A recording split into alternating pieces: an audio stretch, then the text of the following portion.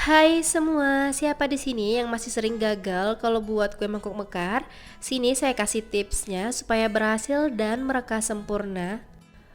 Kuenya yang empuk, rasanya yang enak, bisa banget dijadikan ide jualan ataupun dijadikan cemilan bareng keluarga tercinta.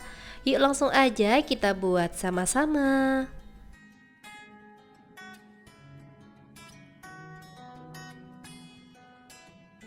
Pertama-tama, siapkan wadah bersih, lalu masukkan tepung beras sebanyak 165 gram atau sekitar 16,5 sendok makan. Lalu, tambahkan tepung terigu sebanyak 100 gram atau sekitar 10 sendok makan, gula pasir sebanyak 160 gram atau sekitar 8 sendok makan, serta garam sebanyak setengah sendok teh. Lalu aduk rata sampai semua bahannya tercampur ya teman-teman. Dan kalau udah tercampur serta udah rata, lalu masukkan santan sebanyak 310 ml, masukkan secara bertahap dan sambil diaduk.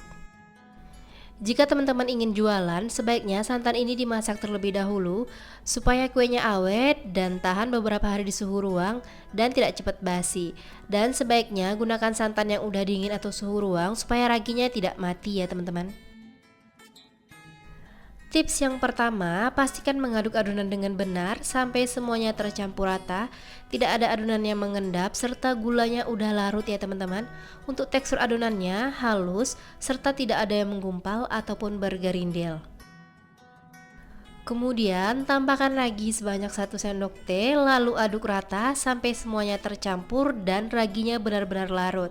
Saya menggunakan ragi merek Fermipan ya teman-teman.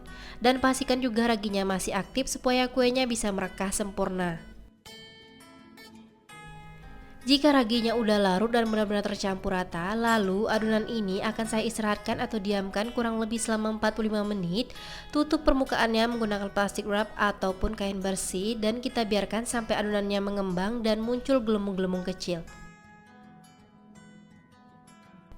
Sambil menunggu adonannya mengembang dan muncul gelembung-gelembung kecil, kita panaskan cetakan talam bersama kukusan. Untuk cetakan talamnya jangan diolesi minyak sayur ya teman-teman. Setelah 45 menit, adonannya udah mengembang dan muncul gelembung-gelembung kecil, buka plastik wrapnya.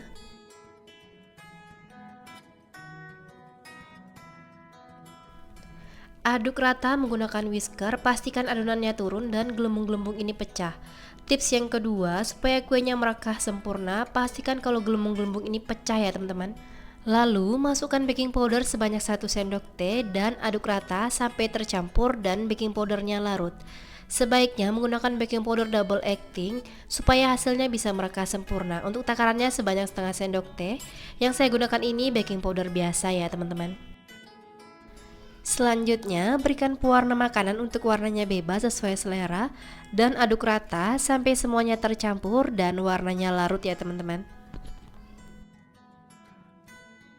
Tips yang ketiga, pastikan kukusan sudah panas dan cetakan talamnya udah panas juga serta mendidih dan uap airnya udah banyak. Sebelum adonan kita tuangkan ke dalam cetakan, pastikan diaduk-aduk terlebih dahulu dan pastikan kalau gelembung-gelembung ini pecah ya teman-teman. Tips selanjutnya, isi adonan ke dalam cetakan harus benar-benar penuh, tapi jangan sampai luber dan berikan jarak antar cetakan serta kukus dengan api paling besar kurang lebih selama 20 menit sampai matang.